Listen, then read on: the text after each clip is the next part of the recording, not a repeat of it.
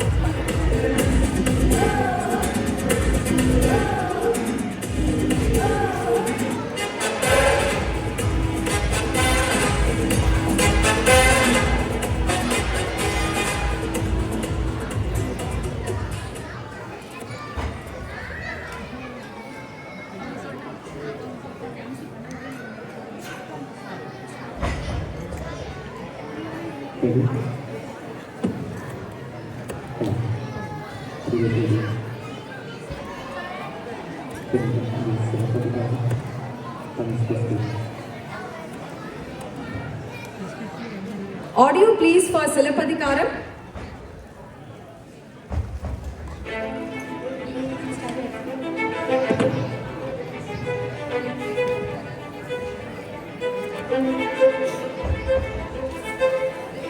பூம்புகாரில் பிறந்தவளாம், கோவலனை மணந்தவளாம், புரட்சியை படைத்தவளாம், தமிழன்னையை அழகுபடுத்திடும் அணிகலன்களில் ஒன்றாகிய தலை சிறந்த காப்பியமாம் சிலப்பதிகாரத்தில் இடம்பெற்ற வழக்குரை காதை நாடகமாக உங்கள் கண்முன். காட்சி 1. மாதுரி வீடு.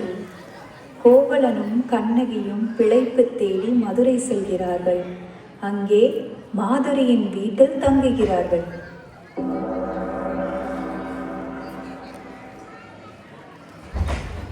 ஏன் உங்கள் முகத்தில் இத்தனை சோகம்? என்ன செய்வது கண்ணகி? உனக்கு நிறைய துன்பம் கொடுத்து விட்டேன். என் உயிர் இருந்து என்ன பயன்? கவலைப்பட வேண்டாம். நம்மிடம் நம்பிக்கை இருந்தால் போதும், எதையும் சாதிக்கலாம்.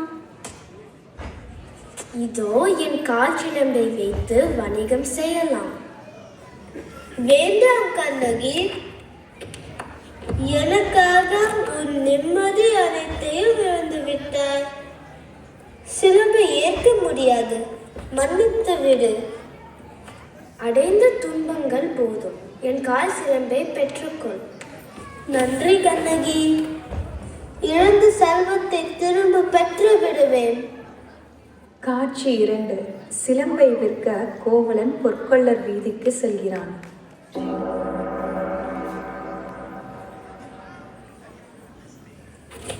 என் சிலம்பை விற்ற பணம் பெற வந்தேன். அப்படியா? அந்த சிலம்பு கூட பார்க்கலாம். இதுதான் என் சிலம்பு.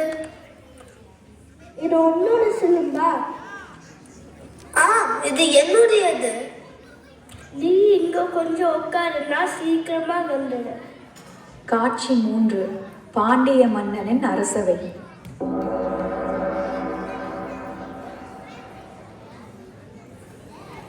ராஜாதிராஜ ராஜகம்பீர ராஜமார்த்தாண்ட பாண்டிய குலநிலக மாமன்னர் நெடுஞ்செழியன் வருகிறார். வணக்கம் மன்னா. நம் ராணியின் கால் சிலம்பு கிழித்து விட்டது. அப்படியா? அமைச்சரே, அந்த கல்வனின் சிலம்பை எடுத்துட்டு வா. அப்படியே செய்கிறேன் மன்னா. காட்சி 4. காவலர்களால் கோவலன் கொலை செய்யப்பட்டான். இந்த செய்தி மாதரி மூலம் கண்ணகிக்கு அறிவிக்கப்பட்டது.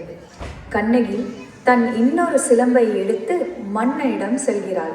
பாண்டிய மன்னனின் அரசவை.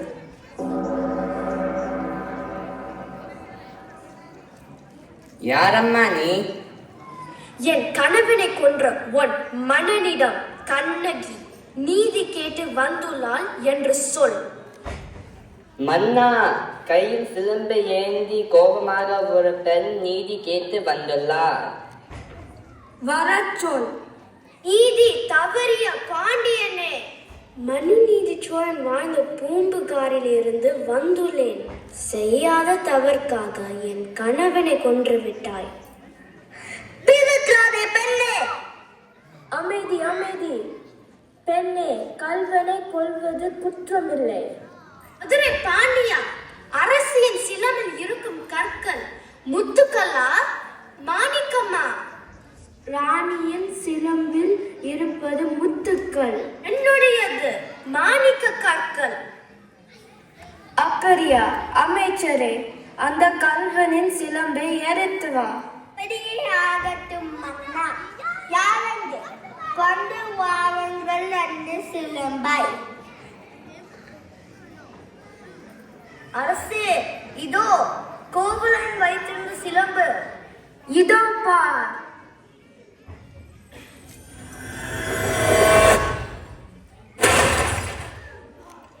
ஐயோ, மாணிக்க கற்கள். சிதறியது மாணிக்கம் அல்ல, கோவலனின் இரத்த துளிகள். பாண்டியா, உனக்கு இன்னும் சந்தேகமா? இதோ என்னுடைய இன்னொரு சிலம்பு. ஐயோ, பெருந்தவறு செய்து விட்டேன். அமைச்சர்களே, அவையோர்களே, இதற்கு என்ன பதில்? தலை தொங்கி விட்டதா? நீதி செத்து விட்டதா? பாண்டியனின் அறம் மண்ணோடு புதைந்து விட்டதா? உன் வீரம் எங்கே? கம்பீரம் எங்கே? எங்கே எங்கே? பெண்ணே, உன்னவன் கல்வன் இல்லை. பொற்களின் பேச்சை கேட்டு தவறு செய்து விட்டேன் அம்மா. மன்னா, உனக்கு செங்கோல் எதற்கு? மணிமுடி எதற்கு? அழு அழு, நன்றாக அழு. தாயே, என்னை மன்னித்து விடுமா? அரசே, அரசே.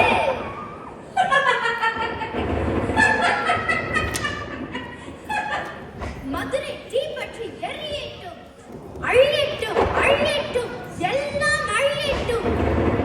அரசன் செய்தாலும் ஆண்டி செய்தாலும் குற்றம் குற்றமே.